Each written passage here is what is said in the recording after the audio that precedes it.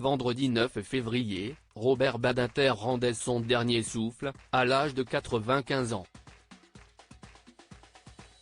S'il a officié comme avocat, écrivain, sénateur ou encore président du Conseil constitutionnel, l'ancien garde des Sceaux, de 1981 à 1986 dans le gouvernement de Laurent Fabius, sous la présidence de François Mitterrand, a surtout laissé une trace grâce à son combat pour l'abolition de la peine de mort. Mercredi 14 février, un hommage national lui a été rendu, exceptionnellement organisé place Vendôme, tandis qu'il se tient habituellement aux Invalides, où se trouve le ministère de la Justice, sous la présidence d'Emmanuel Macron. Interviewée par Nice Matin la veille, la première épouse de Robert Badinter, Anne Vernon, a rendu hommage à celui avec qui elle a toujours entretenu de bons rapports malgré leur divorce survenu en 1965.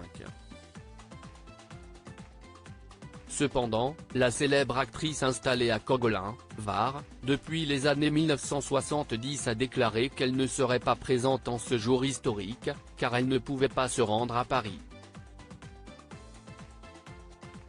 Même mort, je l'aime en ami. Restés bons amis, les ex-époux, qui ont mis fin à leur union il y a presque 60 ans se parlaient régulièrement, comme l'a confié celle qui incarnait Madame Emery dans Les Parapluies de Cherbourg, réalisé en 1964 par Jacques Demy. Vous savez, à son âge comme au mien, c'est normal de mourir. Nous nous sommes encore parlé il y a environ 2 mois et les derniers mots qu'il m'a dit, c'est rendez-vous au purgatoire. Et ça nous a fait rire tous les deux. Il avait de l'esprit et savait aussi se moquer de lui-même, s'est remémoré la comédienne aujourd'hui âgée de 100 ans.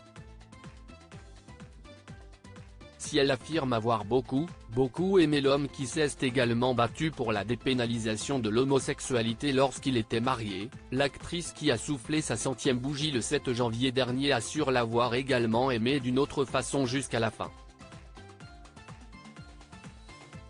Et même mort, je l'aime en ami, a-t-elle martelé dans les colonnes du quotidien azuréen. Article écrit en collaboration avec 6 Médias. Crédit photo, Dominique Jacovide.